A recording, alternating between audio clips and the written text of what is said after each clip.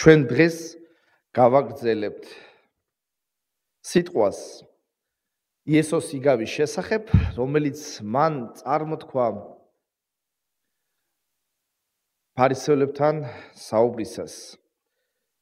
იგავი ეხებოდა ერთ-ერთი პიროვნების პასუხს, უпростоრად ერთ-ერთი პიროვნების საკითხს, რომელიც თხოვდა მას დახმარებას დავაში, რომელიც ეხებოდა მემკვიდრეობის გაყოფას. მოდი წავიკითხოთ ეს ისტორია, ეს ამბავი და იგავი ლუკას ახარება მე-12 თავი.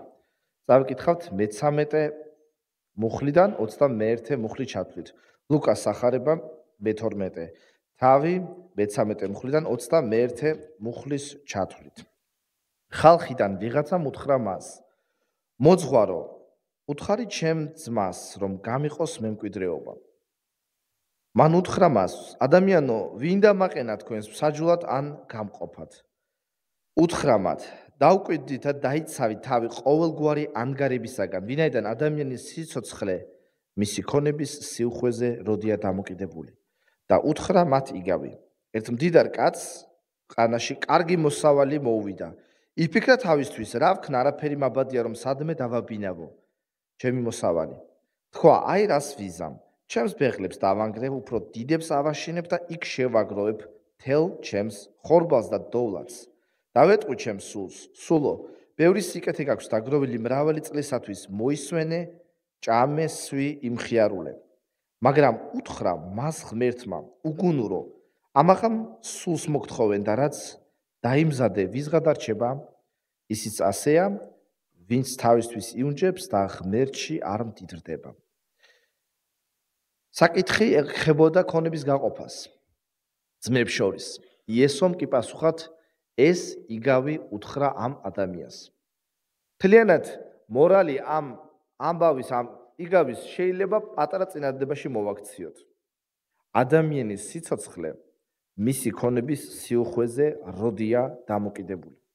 ადამიანის სიცოცხლე მისი ქონების სიუხვეზე არ არის დამოკიდებული. იესო ამ პიროვნებას ამკობს ეპითეტით სულელი. დღეს ჩვენ შორის გავრცელებულია მოსაზრება, რომ ადამიანი, რომელსაც არ გააჩნია სიბრძნე ან ცოდნა, ვერ გახდება მდიდარი. და ეს პიროვნება, რომელსაც ჩვენ ვუყურებთ, ჩვენი გადმოსახედიდან შეიძლება არც ჩანს სულელი.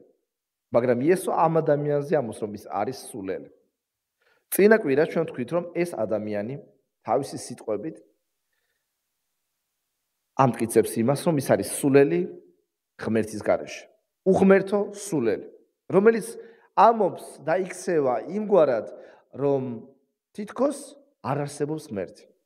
თითქოს საერთოდ ღმერთი არც კი არსებობს. ჩვენ თქვით, რომ ამ ადამიანს ნამდვილად ჰქონდა გონებრივი სიჯანსაღის ნაკლებობა. ის ვერ აღიქვამდა იმ რეალობას, რომელიც იყო მის გარშემო. და ხშირად ადამიანები ვერ აღიქვამენ იმ ბუნებრივ თუ სულიერ რეალობას, რომელიც არის მათ ცხოვრებაში. რატომ იყო ეს ადამიანი სულელი? იმიტომ რომ ეს ადამიანი არ ცნობდა და არ აღიარებდა ღმერთს. მისთვის ღმერთი უბრალოდ არ არსებობდა. ჩვენ თქვით, რომ ეს ადამიანი შეიძლება მორალურად არ იყო ცუდი პიროვნება. ის შეიძლება თავის ქონებას ცუდი ბოროტი გზებით არ აგროვებდა, მაგრამ მაინც ღმერთმა მას უწოდა სულელი.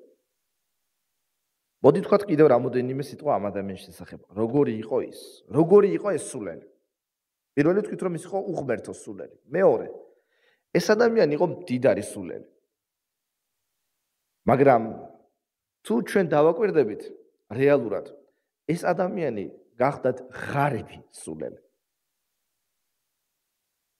გამოცხადების წიგნში ღმერთი ესაუბრება ეკლესიებს, უგზავნის მათ შეტყობინებას. ერთ-ერთ ეკლესიაზე, ლაოდიკიელთა ეკლესიაზე, ღმერთი ამბობს, რომ მიუხედავად იმისა, რომ ისინი ფიქრობენ, რომ არიან დიდრები, ისინი სინამდვილეში ღატაკები და ღარიბები არიან, უმწეოები არიან.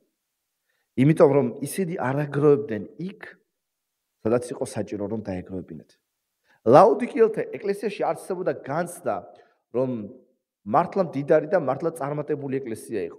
მაგრამ სინამდვილეში ღმერთმა უთხრა, რომ თქვენ ღარიბები ხართ. თქვენ არაფერი არ გაქვთ, თქვენ გლახაკები ხართ, თქვენ ბრმები ხართ. იმიტომ რომ არ იძენთ იმ ოქროს, რომელიც შეგიძლიათ შემგან შეიძინოთ. დღეს ადამიანებს სურთ, რომ იყვნენ მდიდრები. მე მატერიალურ სიმდიდრეზე არ მაქვს მარტო საუბარი. ადამიანებს სურთ იყვნენ შვილებით მდიდარნი. ბევრი შვილი უნდა ზოგიერთს. ამაში ცუდი არაფერი არ არის. ზოგს სურს რომ იყოს ცოდნით მდიდარი პიროვნება. და ყველაფერს აკეთებს რომ მოიხვეჭოს, დააგროვოს, შეაგროვოს ცოდნა. ზოგს კიდევ სახელი უნდა და ასე შემდეგ და ასე შემდეგ. მაგრამ პრობლემა იმაშია, თუ რისთვის ან ვისთვის გვინდა ეს სიმდიდრე. ამ პიროვნებას გააჩნდა სიმდიდრე, ის იყო მდიდარი, მაგრამ მას გული სხვა რამეზე ქონდა დანდობილი. მისი გული სხვა რამეს მიენდო. არა ღმერთს, რომელიც სინამდვილეში აძლევდა ყოველივე ამას, არამედ იმ ქონებას, რომელიც ალბათ ფიქრობდა, რომ ექნებოდა მარადის. იყო მტკიცე, იყო უცვლელი, იყო მარადიული. პირველ ნეშთა წიგნში, როდესაც ვკითხულობთ 29 თავში ისტორიას ტაძრის კურთხევის შესახებ, ჩვენ ვისმენთ სოლომონის ლოცვას. და სოლომონი ამგვარად ლოცულობს ტაძრის კურთხევისას. ღმერთო, ყოველივე ეს, რომელიც ჩვენ გვაქვს, შენგან არის. ეს ყოველივე შენი ხელით მოცემული ჩვენ შემოგწირეთ. სოლომონი აღიარებს, რომ ყველა კურთხევა, რომელიც მას ჰქონდა, რომელიც მიცა ღმერთმა ხალხს, ეს სინამდვილეში იყო ღმერთისაგან მოცემული კურთხევა. შენგან არის, ამბობს სოლომონი. მდიდარი ვერ იაზრებდა იმას, რომ მისი სიმდიდრე არ იყო მის ძალაზე დამოკიდებული. არამედ მხოლოდ იმაზე უნდა ყოფილიყო დამოკიდებული, ვინც ნამდვილად გვაძლევს ძალას, სიბრძნეს, რომ ვიყოთ მქონენი კურთხევებისა და სიმდიდრისა. იმიტომ რომ ერთია გქონდეს ჩვენ ქონება ან მატერიალური სიმდიდრე, მაგრამ მეორეა ასევე გაგვაჩნდეს წმენა იმის, რომ ყველაფერი ეს მოდის ღვთაებრივი წყაროებიდან და ვიყენებთ ამ ყოველივეს ღვთაებრივი მიზნებისათვის. თავად ფული არ შეიძლება იყოს ცუდი, მაგრამ როგორც პავლე ტიმოთეს წერს პირველ წერილში, ყოველგვარი ბოროტ მოქმედების ფესვი ეს არის სიყვარული, ვერცხლის სიყვარული, ფულის სიყვარული.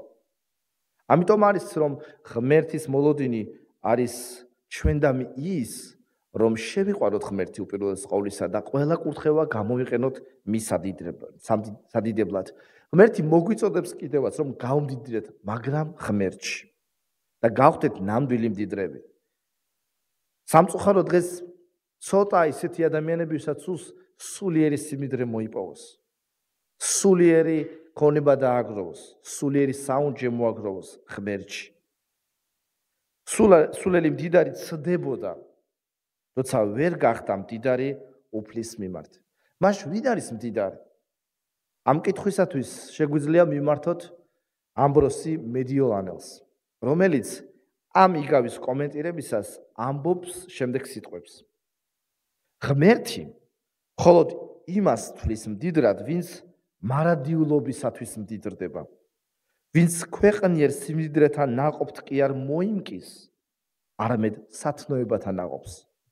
ხოლო ვინ არის მდიდარი ღვთის წინაშე? კითხულობს ამბროსი. თუ არა სულით მშვიდი და ჩუმი ადამიანი, რომელიც არასდროს განიხრწნება. კიდევ ერთი რამ, რაც შეიძლება თქვათ ამ ადამიანის შესახებ. ის იყო სულელი, მაგრამ ეგოისტური სულელი აგრეთვე. ის ძალიან ეგოისტი პიროვნება იყო. დააკვირდით მის სიტყვებს. ის ამბობს მრავალჯერ ჩემი, მე გავაკეთებ და ასე შემდეგ. ზოგჯერ ადამიანებს თავიანთი სწრაფვა იმდენად გაдаდის მოძრაობაში, რომ ადამიანებს ავიწყდებათ, რომ არსებობს მოვლენები, არსებობს გარემოებები და ჩვენ ყველაფერს ვერ გავითვალისწინებთ. ღმერთი აძლევდა მას ყველაფერს, მაგრამ მის ფიქრებში ნამდვილად არ იყო ღმერთი. ის ამბობდა, ეს ჩემი სულია, მე ჩემს სულს ვეტყვი, ჭამე, მოიხინე, დაისვენე, მაგრამ ნამდვილად ამ ადამიანმა არ იცოდა, რომ ყველა სული ეს ღმერთის ხელებშია. ყველა სული არის ღმერთის ხელებში. ღმერთი წყვიტავს საბოლოოს, როდის დაიწყოს და როდის დაამთავროს. იესომ დაგვანახა ამიგავით, რომ დიდარს გააჩნდა ეგოიზმი. ეგოიზმი, რომელიც მიმართული იყო მხოლოდ საკუთარი თავის მიმართ. მართალია, მან მიიღო მოსავალი, მან მიიღო უხვი მოსავალი, მაგრამ მას არასოდეს არ უფიქრია, საიდან და რატომ. ასევე კიდევ ერთი რამ შეგვიძლია ვთქვათ ამ ადამიანზე. ეს ადამიანი გახლდათ სულელი, მაგრამ ამბიციური სულელი. თავისთავად ამბიცია ცუდი არ არის. ეს არის ძლიერი სურვილი, ძლიერი ჟინის, ძლიერი მიზანდასახულობა, ან წყურვილი რაღაცის მოსაპოვებლად და თითეული ჩვენთაგანი რაღაც ასპექტში ჩვენ ვართ ამბიციურები. უფრო მეც გეტყვით. წმინდა პავლე სამჯერ წერს ეკლესიას თავის წერილებში, რომ ისინი უნდა იყვნენ ამბიციურები. ისინი უნდა იყვნენ მიზანდასახულები, ისინი უნდა იყვნენ შთაგონებულები, ამოქმედებულები. და თავისთავად ამბიცია ცუდი არ შეიძლება იყოს და დასაფასებელიცაა. მაგრამ ამ ადამიანის პრობლემა იმაში იყო, რომ ის მხოლოდ და მხოლოდ იგროვებდა თავისთვის. მისი მიზანი იყო საკუთარი ფიზიკური და ხორცელი ვნებების დაკმაყოფილება. მისი მიზანი იყო დაგროვება უფრო მეტის, რაც იმას ნიშნავს, რომ იგი არ ენდობოდა ღმერთს მის მომავალში. ის დარწმუნებული იყო, რომ თუ ექნებოდა უფრო მეტი შემოსავალი, უფრო მეტი დაგროვება, იცხოვრებდა უსაფრთხოდ, იცხოვრებდა მშვიდად, იცხოვრებდა ნეტარებაში და ხშირად მორწმუნეებიც კი ვიქცევით ასე. როცა ვფიქრობთ, რომ ნამდვილი მშვიდობა, ნამდვილი ნეტარება, ნამდვილი მოსვენება ჩვენზეა დამოკიდებული. თუ იმუშავებთ კარგად, თუ დავაგროვებთ მეც, იქ გვექნება მშვიდი მომავალი. წინამდეში ღმერთი სხვანაირად ფიქრობს. ღმერთს უსწრებს, რომ ჩვენ ვენდობოდეთ მას. და როდესაც ჩვენ გავცემთ, ჩვენ ვადასტურებთ იმას პირველი, რომ ღმერთი არის ჩვენი კურთხევის წყარო, ჩვენ ვაღიარებთ იმას, რომ ვენდობით ღმერთს ყველაფერში და მესამე, ჩვენ ასევე გამოვხატავთ ჩვენ მტკიცე დარწმუნებას იმაში, რომ ყველაფერი ღვთისთვის, ღვთაებრივი მიზნებისთვის გვინდა. ჩვენ ვერ ვიქნებით მდიდრები ღვთის წინაშე, სანამ არ გავმდიდრდებით მადლით, წმენით და კეთილი საქმეებით. იმიტომ რომ იყო ერთი ნამდვილი მდიდარი, რომელმაც თავისი ნებით განაცხადა უარი და გადაწყვიტა გამختارიყო ნამდვილად ღარიბი. რომელმაც